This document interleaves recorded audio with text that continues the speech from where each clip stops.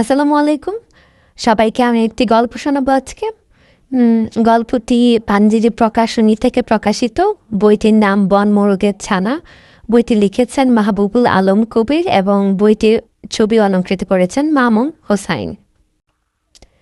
নদীর ধারে ছোট্ট সবুজ বন, গাছপালা আর ঝোপঝাড়েতে ঠাসা।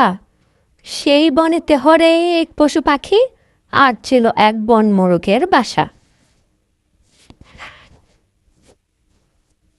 বুড়ো মোরগ থাকতো সদাই ভয়ে। তার যে ছিল ছোট্ট দুটি ছানা। সেই ছানাদের কখন যে কি হয়, হঠাৎ যদি শত্রুরা দেয় হানা। ছানা দুটি এক্কেবারেই ছোট, একটু আধটু ওড়াল দিতে পারে।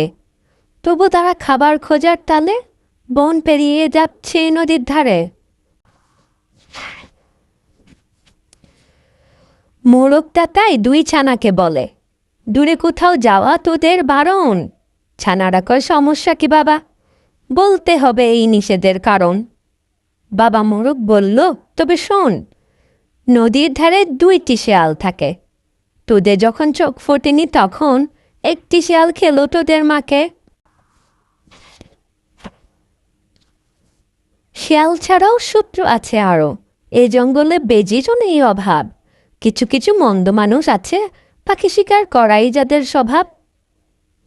জলার ধারে যে গুই সাপটা থাকে, সুযোগ পেলে ছাড়বে না তো সেও। পানি খেতে ওদিকটাতে গেলে দেখে শুনে সাবধানেতে যেও। বাবার মুখে এসব কথা শুনে ভয় পেয়ে যায় দুইটি মোরগ ভাই। কল্পনাতে দেখল পাজি শেয়াল, ডাক দিয়ে কয়, আইরে তোদের খায়।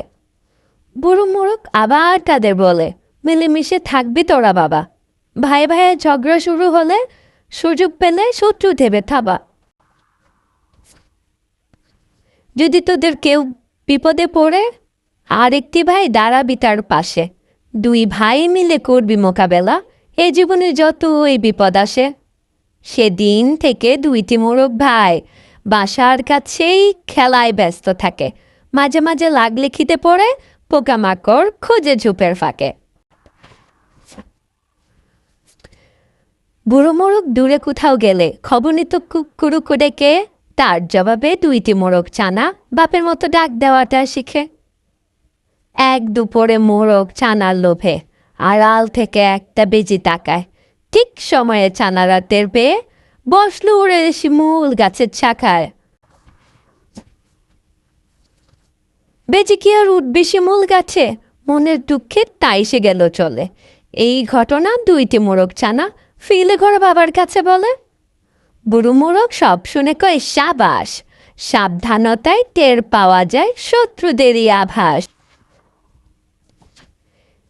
হেসে খেলে আরও কদিন কাটে, বাবার নিষেধ ছানারা ঝাঁক ভুলে। এক বিকেলে খেলায় মেতে তারা আবার গেল সেই নদীটার খুলে। খুশির চোটে তিরিং বিরিং নাচে, গলা ছেড়ে কুকুরুকু ডাকে।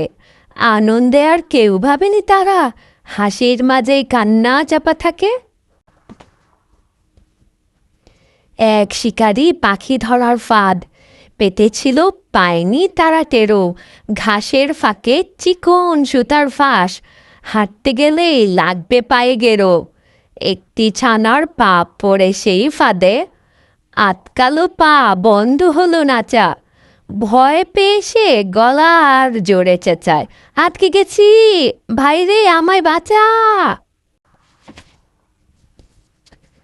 দৌড়ে আসে অন্য মোরগ ভাই, ফাঁদ দেখে সে সাবধানেতে হাঁটে। তারপরে তার ধারালো ঠোঁট দিয়ে বন্দি ভাইয়ের পায়ের সুতা কাটে। দুই ভাই মিলে উড়ে গিয়ে বাসায় এই ঘটনা বাবার কাছে বলে। বলল, বাবা, বিপদ গেছে কেটে, ভাই ভাই ঐক্য থাকার ফলে।